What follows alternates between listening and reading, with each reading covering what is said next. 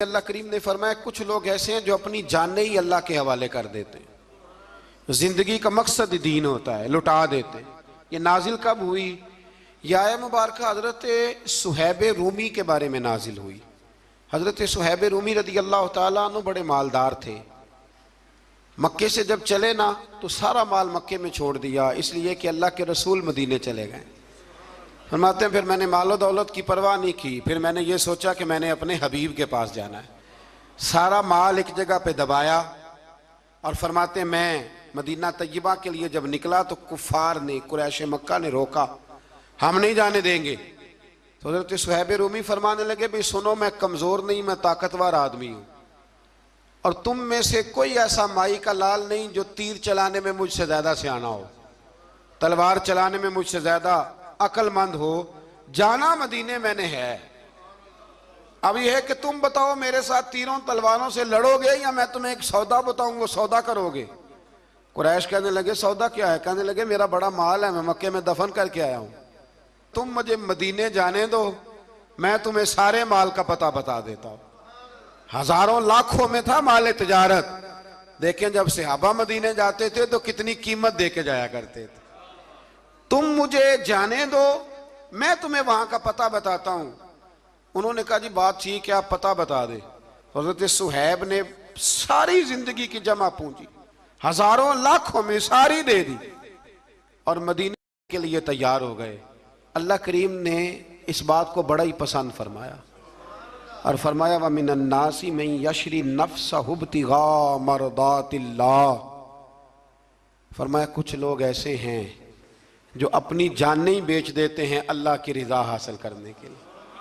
अपनी जानें बेच देते हैं, नफ्सहु इब्तिगा मरदातिल्लाह, अल्लाह की रजा हासिल करने के लिए अपनी जानों को बेच देते हैं। तो फरमाया फिर अल्लाह क्या करता है? फरमाया वल्लाहु रऊफुम बिल इबाद, फिर अल्लाह भी अपने बंदों पर बड़ा ही रहम फरमाने वाला है। जब ये सारा माल दे के मदीने पहुंचे ना तो इनके इस्तकबाल के लिए जनाब उमर पहले से मौजूद थे। हजरत उमर रिसीव करके नबी करीम की बारगाह में ले गए तो फरमाते हैं हुजूर ने मुझे देखते ही फरमाया सुहेब, जिंदगी में तुमने बड़ी तिजारतें की होंगी पर ये जो तूने सौदा किया है ना ये बड़ा ही नफे वाला किया है। ये जो सौदा फरमाया ये तूने बड़ा, तो दीन के लिए जब आप कोई काम करते हैं तो ये सौदा बड़ा नफे वाला। एक मजमून और यहां है